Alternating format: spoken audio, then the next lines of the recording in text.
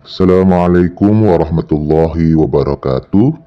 Kawan-kawan sadra dimanapun berada, pada video lanjutan kali ini kita akan kembali membahas tentang penelitian praktik profesi mahasiswa atau PPM, khususnya bagi mahasiswa Sekolah Tinggi Agama Islam Sadra. Video ini merupakan video lanjutan dan semoga bermanfaat bagi teman-teman yang akan atau sedang melaksanakan penelitian PPM. Pada video kali ini kita akan membahas tentang apa itu data sebenarnya, bagaimana proses penggalian atau pengambilannya. Nah, pada video kali ini kita akan membahas itu dan semoga bermanfaat bagi teman-teman semua. Pertama kita akan membahas apa itu data penelitian. Jadi kenapa kita perlu membahas ini? Ini akan sangat membantu untuk teman-teman nanti saat menggali atau mencari data di lembaga atau di lapangan. Nah, jangan pernah membatasi bahwa data penelitian itu hanya dalam bentuk huruf atau dalam bentuk buku dan lain sebagainya. Tapi sebetulnya data penelitian itu ada banyak. Nah, ini untuk memudahkan ketika teman-teman nanti di lapangan sehingga tidak beralasan lagi. Misalkan kita kekurangan data, lembaganya misalkan minim data dan lain sebagainya. Sebetulnya banyak data yang bisa kita gali. Misalkan saja data penelitian itu bisa berupa dokumen, arsip-arsip surat, absensi atau presensi kehadiran, misalkan foto atau gambar yang ada di dinding-dinding, bagian struktur yayasan, organisasi itu juga bagian dari data penelitian. Suara atau rekaman audio misalkan itu juga bagian dari data penelitian. Video misalkan video kegiatan, program, dan terakhir adalah website. Informasi terkait program-program itu kan sekarang semuanya tayang di website lembaga. Nah, itu bagian dari data penelitian. Jadi ketika teman-teman di lokasi penelitian atau di lembaga kebingungan mencari data, tidak ada data dalam bentuk fisik misalkan, bisa lihat website, oh ada kegiatan kunjungan ini, program ini diikuti, itu pasti ada sekarang. Jadi data penelitian itu banyak, jangan batasi. Kalau batasi, teman-teman akan kebingungan mencari data. Tapi kalau sudah tahu, oh data itu bisa bentuknya ini, itu memudahkan teman-teman sendiri dalam proses nanti penggalian data. Nah, sekarang pertanyaannya bagaimana cara untuk memperoleh data? Kalau kita lihat di buku-buku metodologi atau metode penelitian, setidaknya ada 4 cara untuk memperoleh data di lembaga atau di lapangan. Pertama adalah observasi, yang kedua adalah wawancara, yang ketiga adalah dokumentasi, yang keempat adalah kuesioner. Ini 4 cara untuk memperoleh data di lapangan, di lembaga yang akan kita teliti. Pertama, kita akan membahas apa itu observasi. Jadi observasi merupakan pengamatan langsung yang dilakukan oleh seorang peneliti terhadap lembaga atau lokasi penelitian. Nah, perlu diingat bahwa peneliti itu merupakan instrumen penelitian. Maka peneliti harus terlibat, hadir, menyaksikan, mendata, dan merasakan apa yang sedang ia teliti. Jadi ketika teman-teman melakukan penelitian, harus hadir, harus ada di lokasi. Bukan berarti penelitian harus dilakukan jarak jauh, misalkan lembaga penelitian di A, teman-teman cukup wawancara lewat HP, tidak perlu datang ke lokasi dan lain sebagainya. Nah, itu menurut saya kurang tepat, karena kita harus melakukan observasi, datang, bahkan harus kalau bisa terlibat langsung mengikuti kegiatan, merasakan, sehingga apa yang akan kita analisis nantinya, hasil temuan kita itu memang sesuai dengan apa yang ada di lapangan. Nah, itu penting tuh. Pengamatan dan keterlibatan langsung peneliti di lokasi penelitian akan memudahkan dan berguna dalam proses penggalian data dan analisis data, sehingga hasil temuan bisa dipertanggungjawabkan nantinya. Observasi, biasanya kalau di PPM itu kadang kita meminta surat izin untuk melakukan observasi saat akan melakukan penelitian. Nah, sebetulnya observasi itu bisa dilakukan dengan dua kali sebetulnya. Jadi pertama, teman-teman observasi awal untuk melihat lokasi penelitian, lembaganya, mengamati dulu bagaimana sikap mereka terhadap kita, misalkan apakah mereka akan menerima. Jadi pengamatan awal juga membantu kita untuk melihat apa sih masalah yang ada di lembaga atau di lokasi penelitian itu. Nah, baru kemudian berikutnya kita akan mengajukan surat resmi untuk melaksanakan observasi dan penelitian di lembaga atau lokasi penelitian. Observasi awal, penelitian bisa bermanfaat untuk melihat data, mengetahui data sementara, menjalin komunikasi. Ini juga penting, mengetahui permasalahan secara mendalam.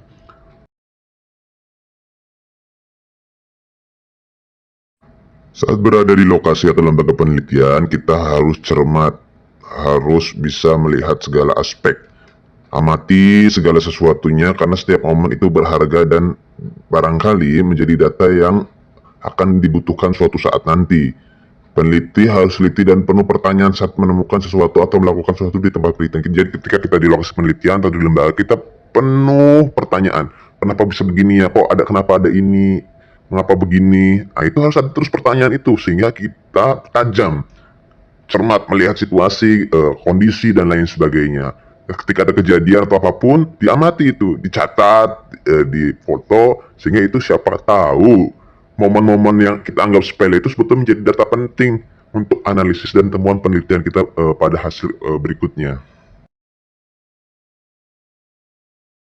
Berikutnya kita membahas dokumentasi. Jadi dokumentasi yang dimaksud di sini adalah bukan sekedar bermakna fotografi atau foto ya. Jadi dokumentasi itu kita mendokumentasikan dengan baik, mengarsipkan, menyimpan, mendokumentasikan segala sesuatu yang berhubungan dengan proses penelitian kita, baik itu temuan, hasil pengamatan, dan proses selama penelitian itu didokumentasikan dengan baik, catatannya, foto-fotonya, videonya, rekaman suaranya itu disimpan, terdokumentasikan dengan baik. Jadi setiap momen kita foto, setiap peristiwa kita catat, temuan-temuan kita, prosesnya, itu semua didokumentasikan dengan baik. Karena data dokumentasi sekali lagi kita perlu lihat bahwa, ingat, data itu bisa dalam bentuk dokumen, bagian struktur, foto, video, dan lain sebagainya. Seorang peneliti itu punya teman setia di lokasi penelitian, yaitu harus selalu membawa buku catatan dan pena atau pulpen ya. Jadi itu penting buat seorang peneliti. Untuk apa tujuannya? Karena jangan pernah berpikir jika data hanya berupa wawancara atau kuesioner, nanti akan kita bahas. Tapi bisa jadi data yang kita cari atau kita butuhkan itu muncul tanpa kita sadari. Tadi seperti momen-momen, kejadian, atau temuan, tiba-tiba, kondisi, dan lain sebagainya itu, maka segala sesuatu yang kita jumpai, kita dengar, dan kita lakukan itu harus dicatat. Ada catatan penelitiannya. Hari ini jam sekian saya temu apa, melakukan apa, lokasinya di mana, itu harus dicatat betul sehingga itu memudahkan kita sebetulnya nanti untuk proses analisis data. Pertanyaannya, siapa bilang foto itu tidak penting? Bisa jadi sebetulnya data yang kita butuhkan seperti yang tadi dibahas tidak berbentuk dalam data tertulis, melainkan dalam bentuk foto atau gambar ilustrasi. Jadi kalau ada gambar di lokasi lembaga, foto-foto misal kepala yayasan, struktur foto kegiatan, itu data sebetulnya. Karena bisa jadi misalkan foto kegiatan, catatan tertulisnya tidak ada. Lembaga tersebut pernah melakukan kegiatan apa, itu tidak ada catatannya. Tapi ada gambarnya, ada fotonya, itu data sebetulnya bahwa lembaga tersebut pernah melakukan kegiatan tersebut, misalkan seperti itu. Nah, suasana tempat lokasi penelitian bisa jadi perlu difoto untuk menguatkan hasil temuan dan analis penelitian. Misalkan suasana kelas, bagaimana suasana kegiatan, itu juga perlu digambarkan. Karena itu perlu kita hadirkan nanti di bab 4 untuk analisis data, gambar suasana lembaga, bagaimana kegiatannya, programnya seperti apa, siapa saja yang ikut, bagaimana, itu harus ada gambarnya, itu harus ada buktinya, penjelasan tambahan itu. Nah, proses penelitian harus terdokumentasikan dengan baik. Selain dokumentasi hasil catatan pengamatan, tadi kita harus selalu membawa catatan atau buku catatan. Dokumentasi foto penelitian juga penting. Nah, kalau setiap kegiatan kita tadi harus terdokumentasi, difoto, termasuk kalau saat kita nanti melakukan wawancara, itu pun harus ada bukti fotonya. Sekarang kita membahas wawancara. Apa itu wawancara? Wawancara sebetulnya di sini maksudnya percakapan yang dilakukan bersama narasumber penelitian. Wawancara sendiri merupakan proses menggali data berupa informasi dari narasumber atau tokoh yang terlibat atau terkait dengan penelitian. Wawancara juga merupakan upaya untuk mengonfirmasi temuan atau hasil penelitian. Dan wawancara merupakan elaborasi pandangan, ide, atau tanggapan dari berbagai narasumber. Jadi saat proses penggalian data, kita pun memerlukan data dari orang-orang yang terlibat atau orang di lokasi atau orang di lembaga yang menjadi objek penelitian kita. Maka lakukanlah wawancara terhadap mereka. Wawancara tidak boleh dilakukan on the spot atau tanpa persiapan. Peneliti harus mempersiapkan pertanyaan yang akan digunakan dalam proses wawancara. Jadi saat kita akan menanyai atau mewawancara narasumber, maka kita tidak boleh asal-asalan, tidak boleh asal bertanya saat di lokasi atau bertemu dengan narasumber, tapi kita harus sudah menyiapkan pertanyaan apa saja yang akan kita tanyakan. Pertanyaan apa saja yang terkait dengan narasumber dan penelitian kita, itu harus disiapkan. Jangan tiba-tiba bertemu narasumber kemudian kita bertanya sehingga tidak struktur, tidak tertata pertanyaan itu, khawatirnya nanti pertanyaannya kemana-mana, lompat-lompat. Wawancara harus dilakukan dengan penuh persiapan, kesiapan kita juga, tertata, dan terstruktur jelas, tadi tidak boleh lompat-lompat. Penting untuk menyiapkan buku pedoman wawancara. Jadi ketika kita akan melakukan PPM, nanti pas wawancara juga, kita sudah membuat buku pedoman wawancara. Saya akan bertanya dengan orang ini, bapak ini. Kalau bertemu dengan bapak ini pertanyaannya. Dengan bapak ini pertanyaannya. Jadi kita sudah menyiapkan buku list atau yang biasa disebut buku pedoman wawancara.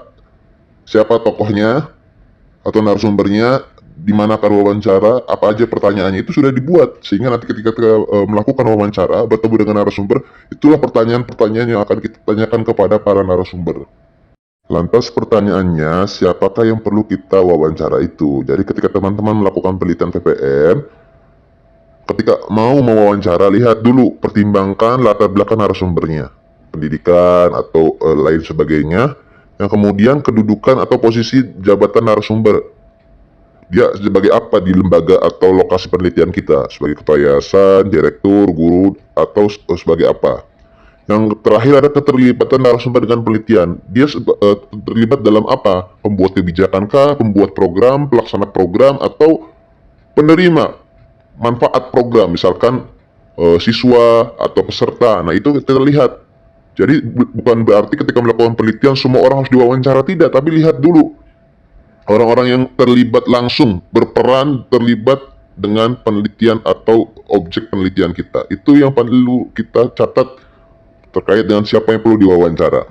Nah, ini adalah contoh gambaran narasumber penelitian ketika kita mau melakukan wawancara, bagaimana melihat orang yang perlu kita wawancara. Jadi kalau judulnya implementasi, penerapan, dan efektivitas, objeknya lembaga, maka kita lihat siapa pembuat kebijakan, keputusan, dan program. Berarti kita lihat ketua sekolah, ketua yayasan, kepala sekolah, dan lain sebagainya.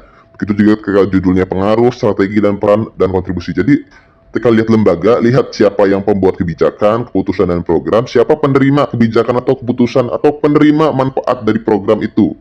Itu kan jelas. Nah, itu orang-orang yang perlu kita wawancara. Jadi kalau programnya misalkan program dari sebuah lembaga, maka pembuat program itu adalah kepala divisi program atau ketua lembaga. Nanti kita wawancara juga, misalkan divisi program. Kita wawancara lagi, konfirmasinya ke penerima program, yaitu peserta.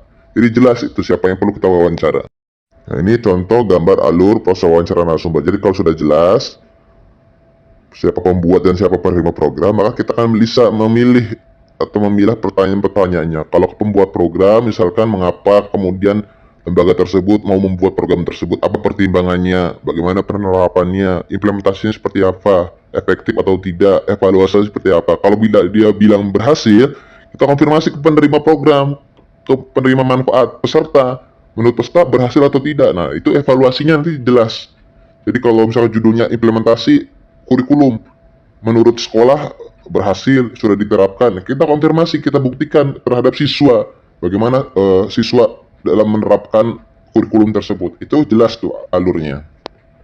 Nah, berikutnya yang terakhir adalah kuesioner. Jadi kuesioner merupakan pertanyaan tertulis untuk mendapatkan tanggapan dari orang atau informan.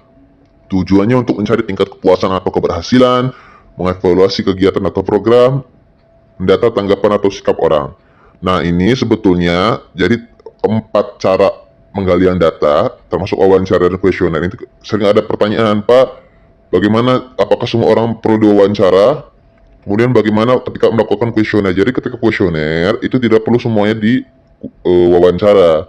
Jadi misalkan tadi kalau penerima program kita ambil sampling misalkan 4 orang perwakilan.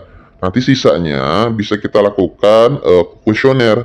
Kita sebar kuesioner tersebut ke para peserta yang lain. Jadi misalkan kita sudah wawancara ke ketua atau kepala yayasan divisi program, nah kemudian mau wawancara pesertanya banyak 200 lebih.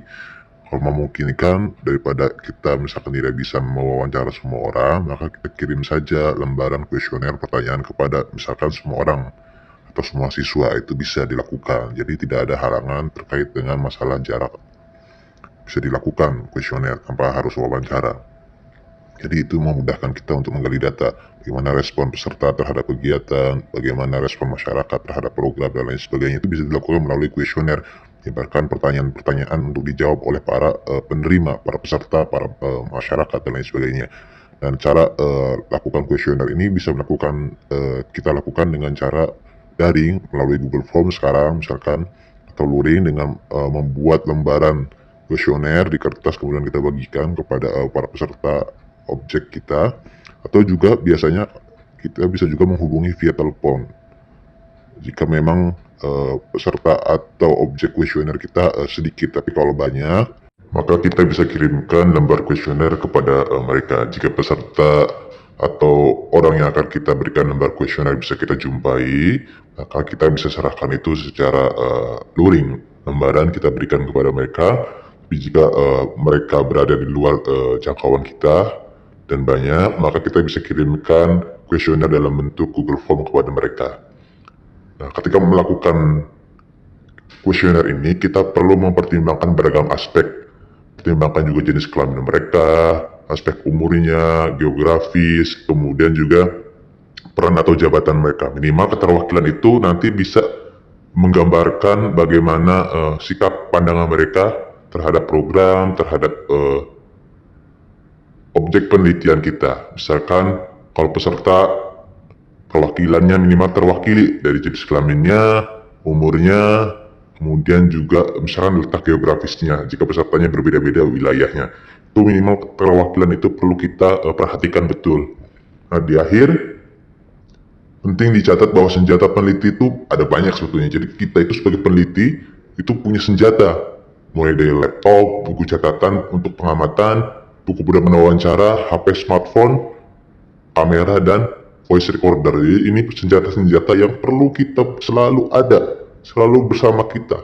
Ini untuk memudahkan proses mulai dari pengamatan, penggalian data, analisis data, hingga nanti penyajian hasil penelitian.